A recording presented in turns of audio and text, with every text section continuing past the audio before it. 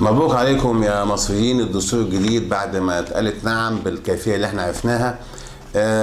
بس انا عايز اقول بقى ان في شويه ملحوظات كده حوالين الدستور. في اخر يوم وهم بيفرزوا النتيجه ظهر لنا شريط بتاع الدكتور برهامي وهو عمال يتكلم ازاي خدعوا المصريين وازاي حطوا بنود في الدستور تخدع المصريين. دي كانت اول مفاجاه وكان توقيتها يعني غريب شويه. بعديها بشويه طلعت وثائق مسروقه الظاهر من الاحزاب الحريه والعداله من المقالات بتاعتهم، فيها وثيقه لخيرت الشاطر بيتكلم عن ان هو الحرب اللي هتكون بينهم وبين السلف ده، وازاي نروج للدستور ونعمله بتاريخ 7/12 على ما اعتقد.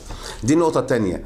بعد كده نبص للبند اللي اتكلموا فيه بتاع عدد التوطين اللي اتحط في الدستور بتاع عدد التوطين المصريين، وبعدين بعديها بكام يوم يظهر لنا عصام العريان، الدكتور عصام العريان، ويقول لليهود اهلا بيكم في مصر المصريين. يعني خلاص بقى زي ما يكون بيقول لهم يعني احنا خلاص عملنا لكم الواجب وحطينا لكم بند في الدستور يعيد توطينكم تاني، واهلا بيكم ومرحبا، تعالوا خدوا اراضيكم، تعالوا خدوا واقعدوا وتوسعوا كده وهدوا امور غريبه يعني.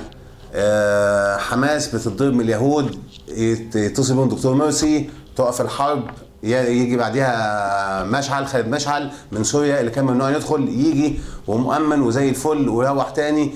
اللي بيحصل لعبه كبيره قوي، بس اخرها واغربها الدكتور عصام العريان لما يقول اهلا بيكم اتفضلوا وحق اليهود في العوده. خلاص ما اتعمل لهم بند في الدستور اعاده توطين، كان مصري ومشي، ويجي بقى يطالب بحقه. حق الشهداء راحوا فين؟ انا مش عارف. حق الناس اللي اتقتلوا في 67 راحوا فين؟ مش عارف. الناس اللي دفنوا بالحياه وراحوا فين؟ ما نفعلهمش الدكتور عصام العريان. مش عارف. يعني انا شايف دي يعني ايه كلها حاجات كله بعد الدستور.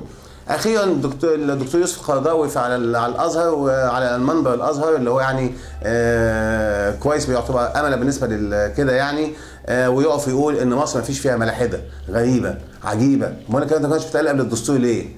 امال ليه كل الناس كانوا بيتهموا ان هم كفار ولا 60 كلب، ويعني هو الدستور ده اللي بيعدل الموضوع وعشان ينقذها من الكفار. لما اتقال نعم وكل حاجه اتوسعت يطلع يا جماعه مصر مفيش فيها ملاحده، حتى الليبراليين حتى العلمانيين دول بيؤمنوا برجاء. طب ما انا فاهم، ما الكلام ده احنا كنا بنقوله من زمان، اشمعنى حالا ابتديت تقوله بعد الدستور؟ طب ليه ما قلتش الخطبه دي قبل ما يصوت على الدستور؟ هو ايه اللي بيحصل؟ انا عايز افهم ايه اللي بيحصل من الاخوان، بيرتبوا لايه؟ اغربهم حكايه اليهود دي، هم عايزين ايه من اليهود؟ بيساق ولاء لامريكا ولليهود يعني عشان يفضلوا في السلطه. افضلوا في السلطه، ربنا يخليها لكم.